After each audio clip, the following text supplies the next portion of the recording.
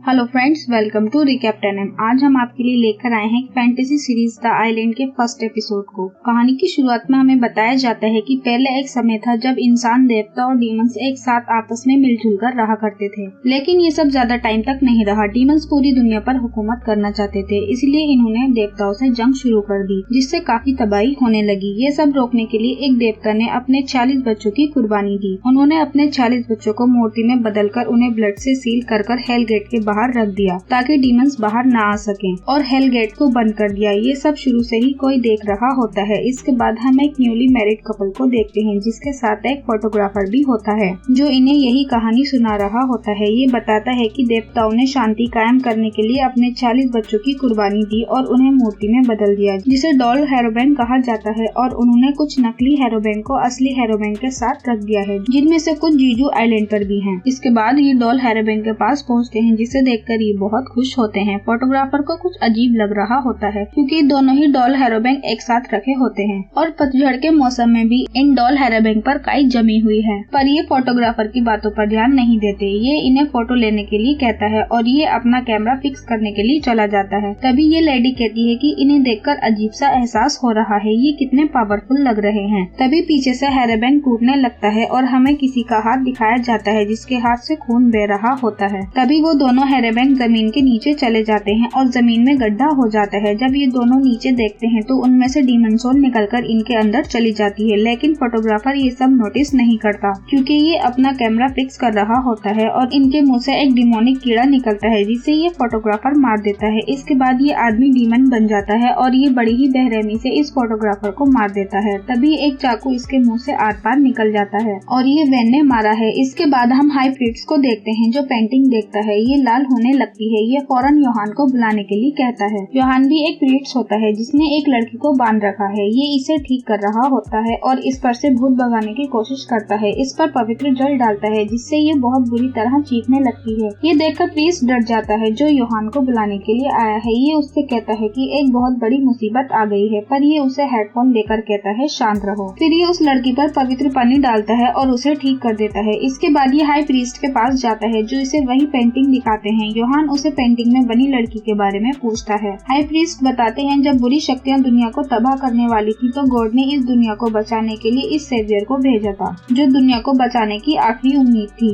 पर वो अपना काम पूरा करने से पहले मारी गई। इस पेंटिंग में जो आदमी है, उसी ने इस रक्षक को मारा है और ये शख्स अभी भी जिंदा है और इसी आइलैंड पर है। योहान पूछता है वो कोई इंसान नहीं है, जिस पर हाई प्रीस्ट कहते हैं कि दुनिया फिर से खतरे में है। योहान पूछता है इस सब को रोकने का कोई रास्ता होगा। ये बताता है कि कुछ साल पहले हमें एक नई रक्षक मिली है, हम उस पर नजर रखे हुए हैं। ये उसे सेवियर की पेंटिंग दिखाते हुए कहता है कि इसकी किस्मत इसे दोबारा इस आइलैंड तक लेकर आएगी। तुम वहां जाओ और दुनिया को बचाने के लिए उसकी हेल्प करो। इसके बाद हम मीहो को देखते हैं, जो डिहान ग्रुप इंडस्ट्री की एक लौती वारिस है। इसने बिजनेस अभी ही ज्वाइन किया है। कुछ रिपोर्टर इसे ऊटपटांग सवाल पूछते हैं, पर ये सबको अच्छे से हैंडल कर लेती है। इसके बाद मीहो अपने सेक्रेटरी कैंग और अंकल बटलर के साथ डिनर कर रही होती है। तभी वहाँ मीहो की बुआ आ जाती है, जो इसे बिल्कुल भी पसंद नहीं करती। ये इससे अकेले में बात करने के लिए कहती हैं, इसलिए ये दोनों बाहर चले जाते हैं। ये कहती है कि मैं तुम्हारी बुआ होने के साथ साथ इस होटल की भी मालकिन हूँ। मीहो इन्हें याद दिलाती है कि आपकी बदौलत डेहान होटल हर साल घाटे में जा रहा है।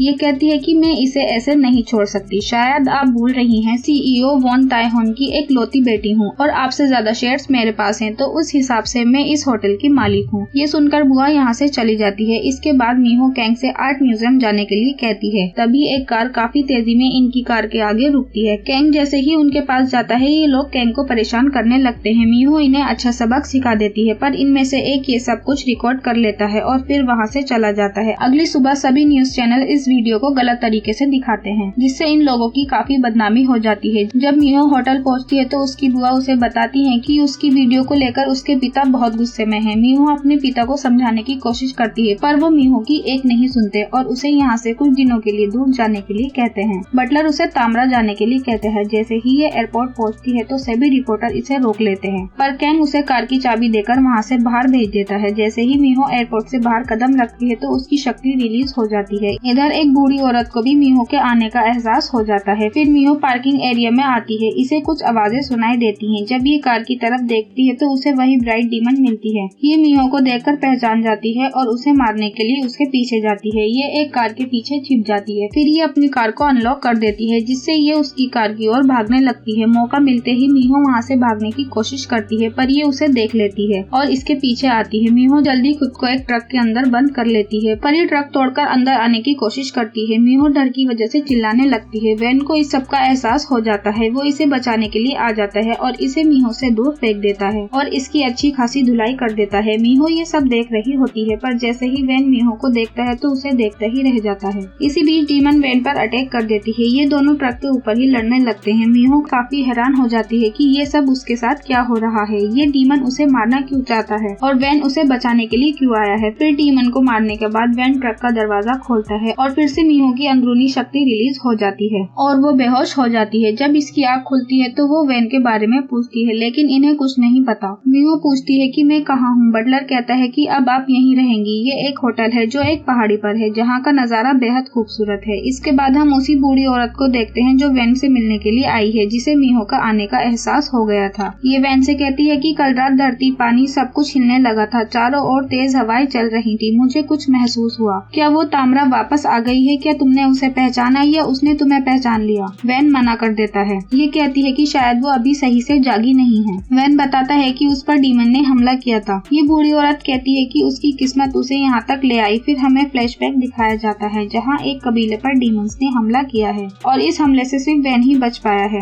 ये सब राजा जोगरियोंग को बताया जाता है। तभी वहाँ बैगजू आती हैं और कहती हैं कि क्या आप फिर से बच्चों को डीमन स्लेयर बनाने की कोशिश कर रहे हैं? आपने न जाने कितने मासूम बच्चों की जान ली है। ये सब बंद कीजिए। ये कहते हैं कि इसके अलावा और कोई रास्ता नहीं है। इसी में सबकी भलाई है और यही मेरा आदेश है। जब चांद लाल होता है तो ये एक तहखाने में बच्चे को लेकर जाते हैं जहाँ एक डीमन कैद है। जोगरियोंग बताते हैं कि ये एक शैतानी आत्मा है जो शुरू से ही धरती पर मौजूद है। ये बहुत ही खतरनाक डीमन है। ये बड़ी बेरहमी से लोगों को मारता है। तामरा एक पवित्र जगह है जो इन्हें रोकने के लिए बनाई गई है, पर न जाने इस एक को पकड़ने के लिए कितने लोगों ने अपनी जान की कुर्बानी दी। अगर तुम सब बच्चे हमारा साथ देते हो तो चीजें बदल सकती हैं। इसके बाद ये इस डीमन के ब्लड को इन बच्चों की बॉडी में डालते हैं, जिससे ये दर्द से चीखने लगते हैं। इस सबसे अभी तक कोई भी नहीं बच पाया सिवाय इन दोनों बच्चों के। ये इन्हें बताता है कि अब तुम आधे इंसान और आधे डीमन बन गए हो। ये एक बच्चे का नाम वैन रखते हैं और दूसरे का गुंगटन। फिर इनकी ट्रेनिंग शुरू होती है। इसके बाद हम वॉनजोंग को देखते हैं जो वही रक्षक है जिसे गॉड ने भेजा है, जिसका दूसरे अवतार ने मीहो बनकर जन्म लिया है। इसके बाद हम मीहो को देखते हैं जो एक स्कूल में डोनेशन के साथ साथ जॉब के लिए भी अप्लाई करती है। इसके बाद मीहो को पता चलता है कि उसकी बुआ होटल की चेयरमैन बन चुकी हैं, जिससे वो बिल्कुल भी खुश नहीं होती। तभी मीहो के पास एक कॉल आती है जिससे उसे पता चलता है कि कैंग ने उसे धोखा दिया है। वो उसे गाड़ी रोकने के लिए कहती है और ये काफी अपसेट होती है। वो कैंग से पूछती है कि उस दिन हम आर्ट म्यूजियम जा रहे थे। ये बात सिर्फ तुम और मैं जानते थे। तुमने कितने पैसे लिए बुआ से ये सब करने के लिए? इस सब से मीहो काफी दुखी होती है क्योंकि कैंग और बटलर पर ये अपनी फैमिली से ज्यादा भरोसा करती है। इनफैक्ट ये इन्हें अपनी ही फैमिली मानती है। ये कहती है हमारा साथ यहीं तक का था और मैं ये बात किसी को नहीं बताऊंगी। अगर ये बात किसी को पता चलेगी तो तुम्हें कोई नौकरी नहीं देगा। कैंग कहता है कि मैंने आपको कभी धोखा नहीं दिया। ये तो सिर्फ शुरुआत है। ये लोग आपकी सोच से ज्यादा बेरहम है। फिर मीहो गुस्से में इसे जमीन पर पटक देती है और वहाँ से चली जाती है। तभी पीछे से डीमन सोल कैंग की बॉडी में चली जाती है। इधर मीहो बटलर से दूसरी कार भेजने के लिए कहती है,